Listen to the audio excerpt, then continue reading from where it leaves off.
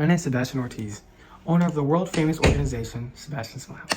So today, I'll be talking to you about the history of dental hygiene, the social effects, the physical effects, and the prevention of bad oral hygiene. Let's get started. Okay, so first up is the history. The history of dental hygiene is actually very interesting. The ancient Egyptians around 3,500 BC used chewing sticks and misawaks. Misawaks is the thing right here, which was made out of wood. They used it and they actually stored it in their tombs. That's kind of like showing that they cared about dental hygiene a lot back then. And that was usually in the higher ranks that could have good dental hygiene, or at least the best dental hygiene back then. Then around 1780, William Addis actually designed the first kind of modern toothbrush that has the same kind of format today. He used pig's hair, and yeah, it was a mass success. Now about toothpaste, we only started using toothpaste in around the 1850s. Before then, they used tooth powder instead. And it was made up out of grounded up ox hooves, ashes, burnt eggshells, and pumice.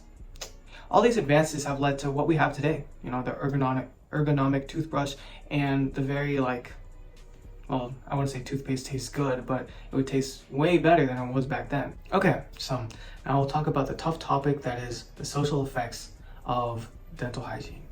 I know it's a tough topic because not everybody can control it and everything, but this is just a study by Somani et al. I hope I said that well, at least kind of well. And the study was the impact of visible dental decay on social judgments and the comparison of effects of location and extent of lesion. So that pretty much means like where the decay is at, whether they can see it or not. So what the study proved is that if you have bad dental hygiene and you can see that you have bad dental hygiene, people usually perceive you as someone unintelligent.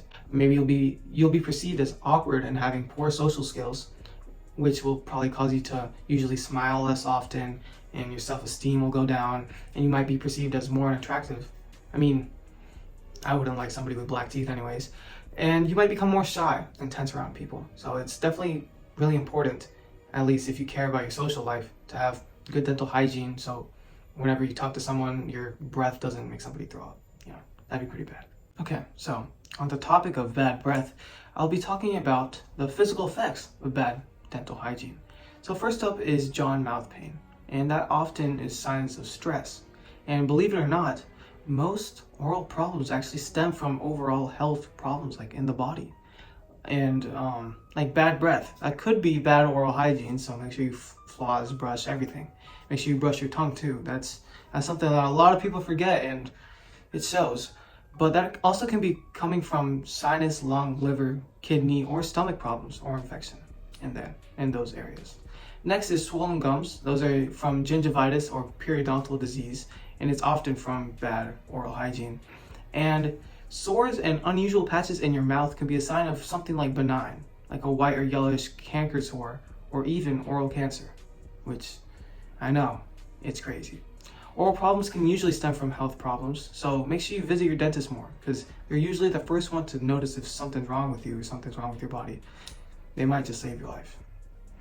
Now, I know that all sounded really scary, and I'm super sorry about that, but you know, I'll make it up to you. We'll talk about prevention of bad dental hygiene. So if you're wondering how to prevent all those things from happening, just be healthy, because oral health is just from a healthy lifestyle. Just exercise regularly, cut down on sugary and acidic food, see the dentist at least twice a year, and brush at least twice a day, especially before bed. That's like the most important one. The morning, fine. You can skip it sometimes, I guess. Disgusting person, but you definitely want to brush before bed because it rids the mouth of excess buildup throughout the entire day. And make sure you brush properly, like slowly in circles, not too hard, or else you're going to damage the enamel. And Alexis, if you're watching this, enamel is the surface of your tooth, okay? You couldn't believe that people didn't know that. Whatever. And make sure you brush not only the front, but the back of the teeth. I know, it's a crazy thing and people don't do it. So it's not my fault, okay? I'm just saying the information that needs to be said for specific people. Okay, that ends the presentation I just gave you. Always take information with a grain of salt because some are my personal opinions and others are studies and of course studies can be biased sometimes. But I would like to thank you for listening to this like 4 or 5 minutes. I don't know how long it's gonna be. You know, I'm gonna edit it. It's like, what time is it? I don't know. It's like 1 something. Okay, I'm recording this at 1 something. That shows the dedication I have, Mr. Dubois, or Professor Dubois. I'm sorry. But anyways, have a great day, whoever's watching this, and I hope your future is as bright as your teeth will be. Alright, man. But this is the end of the video. I guess I'll just blow up.